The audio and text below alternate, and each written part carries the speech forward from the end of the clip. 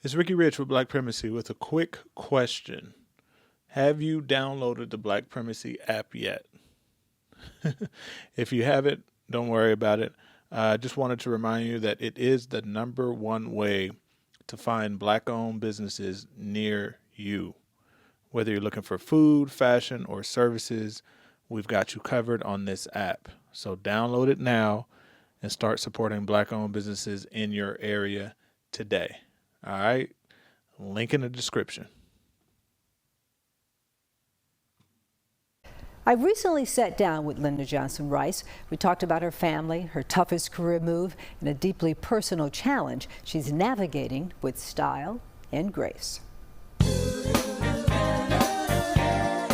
It was the trend-setting publication that showed the world the news, the culture, and the successes of Black America. Ebony was the magazine everyone wanted to be in, wanted to have on their coffee table, and wanted to talk about. We would be out to dinner and someone would stop my father and say, "Oh my goodness, I read Ebony. I'm so proud of what you're doing." Ebony has been part of Lyndon Johnson Rice's life ever since she can remember. Her father, John H. Johnson, founder of Johnson Publishing, created the first edition in November of 1945. Her mother, Eunice W. Johnson, was the original fashion editor. And even as a child, many years before she became the company's CEO, Rice was a regular in the office. I'm sure I was completely annoying, but that was my sort of playground, and that was my home away from home. Now, as Ebony celebrates its 80th anniversary, Rice's mission to share parts of that home and its story with everyone. This is what you saw when you came in the door. That's right. The receptionist Yes. sat here, and you came up, Yes. and because I remember. Rice called on dear friend, Chicago artist Theaster Gates, to preserve her family's legacy and a permanent collection at the Stony Island Arts Bank. It takes a step back in time to Johnson Publishing's offices. There's the receptionist desk, timeless artwork, chairs, desks, and lamps. Why was it important to save this furniture? Our things are sometimes the keepers of the truth that we've existed and we've done great things. The Johnson Publishing Company library is an archive of Ebony magazines and 12,000 books, most written by Black authors. It was here that Rice opened up about her life, her family, and what it was like to meet some pretty amazing people. If you were a Black person of note and you came to Chicago, you absolutely came by Johnson Publishing Company. The first group of people that I met that I was like stunned was the Jackson 5. You know, I'm a kid, I'm Michael Jackson's age. I'm like, oh my God, this is Michael Jackson, this is the Jackson 5. Reverend Jesse Jackson was a regular. So was comedian and activist Dick Gregory. Aretha Franklin came by. Rice's first job, at age 7, to accompany her mom to couture shows in Europe to prepare for the iconic Ebony Fashion Fair show. And let me tell you, working for Eunice Johnson was probably harder than working for John Johnson.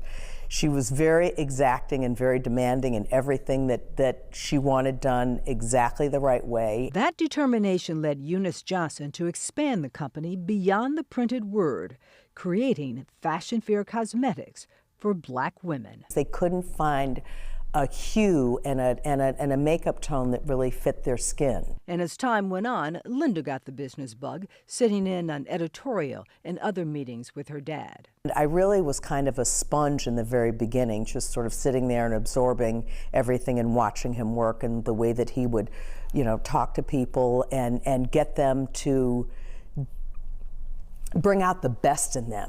Rice became chairman and CEO in 2002 and led the company until tough times led to his last paper issue in 2019, as publishing was changing. You saw a rise, obviously, on the digital side of the business, and that affected and has still affected magazines to this day. It became very, very difficult financially to produce a magazine. It was very hard to make that decision to, you know, to sell Ebony. It was very difficult.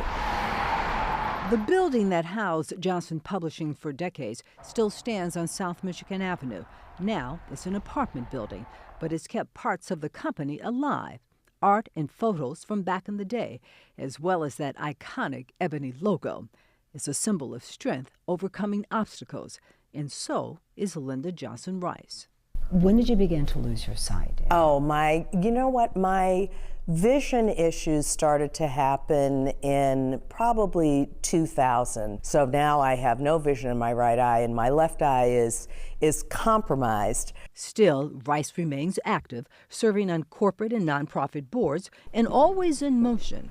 I'm not going to just sit in a corner and feel sorry for myself. So this is one of your tables, Linda. Just, go forward, keep going. You got to just keep moving. When I see that incredible fortitude, when I see her self-reliance, it reminds me of her mom and dad. And it's like, oh yeah, she's from the right stuff. We are doing the work. So Rice carries on her parents' mission of celebrating the contributions of Black Americans and telling their stories with the help of the John H. Johnson exhibit. I wanted to ensure that John Johnson, Eunice Johnson, and Linda Johnson were never forgotten, and that we have the ability to fold Johnson Publishing back onto the South Side, where so many amazing stories happen, and now it has a permanent home forever. I will never let the world forget John and Eunice Johnson and what they created and how they showcase Black people with a sense of pride and a sense of purpose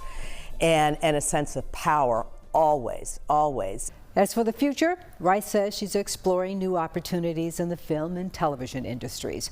Dorothy Tucker, CBS News, Chicago.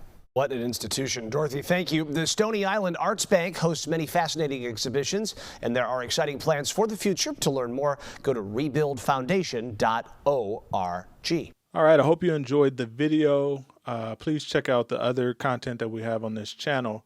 But before you go, I wanted to remind you again not to forget to check out the Black Primacy app. It is the best way to connect with Black-owned businesses near you. They need your support. We need your support. Link in the description.